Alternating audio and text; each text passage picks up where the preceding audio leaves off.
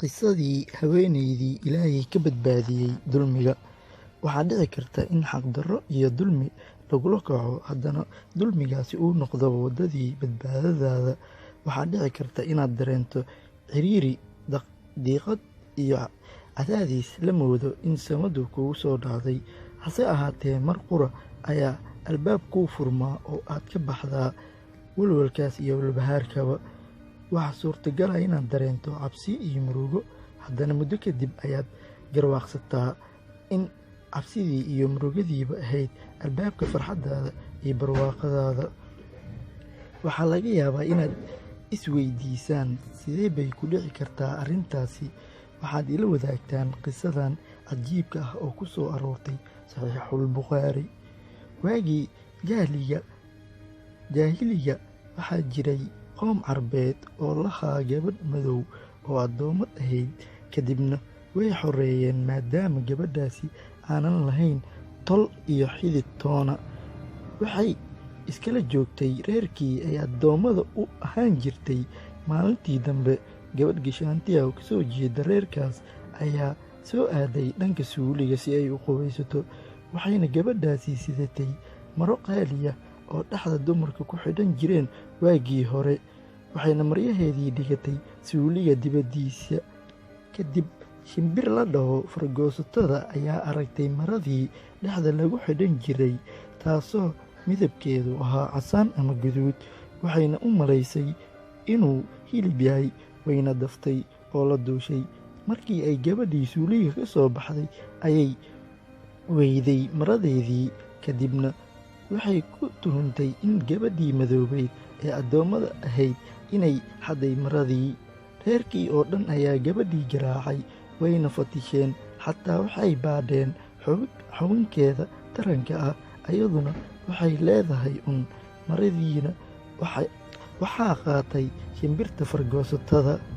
Muddo markii xaqdarro lagu garaacayay ayaa Ilaahay amarkii waxaa soo laabatay shimbirtii, waxayna hortooda ku soo tuurtay maradii. Gabadhii ayaa tidhi, waa taas maradiinnii aad igu garaacayseen, aniguna beri baan ka ahaa wixii aad igu tuhmayseen. Dabadeedna gabadhii way sii daayeen. Waxayna gabadhii soo aaday magaalada Madiina, waxayna la kulantay rasuulka Ilaahi sallallahu calayhi wasallam. Wayna islaamtay. Maadaama aanan ehel iyo qaraabo midna lahayn, waxay ku degtay qol ku yaalla masaajidka rasuulka sallallahu calayhi wasallam. Waxayna la fadhiisan jirtay Marwo Caasha, Ilaahay raalli ha ka ahaadee.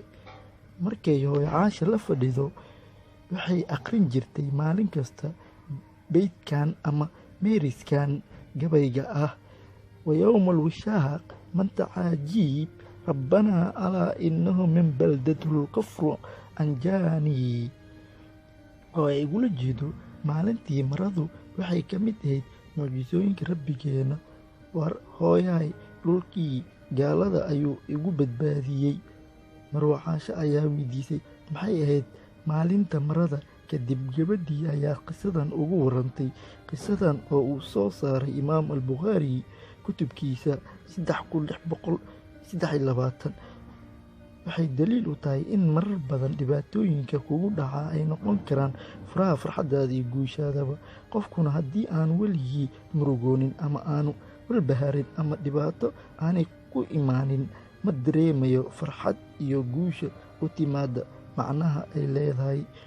Dhibaato waxay u timaadaa inay dhammaato, muruguna waxay u timaadaa inay gabagabowdo, walwalkuna wuxuu yimaadaa si aad farxad u dareento. Ciriiriga iyo diiqaduna waxay u yimaadaan si aad u barwaaqowdo. inna maca alcusri yusraa. Dhab ahaantii culayska waxaa la socdo fudayd. Runtii culayska waxaa la socdo fudayd.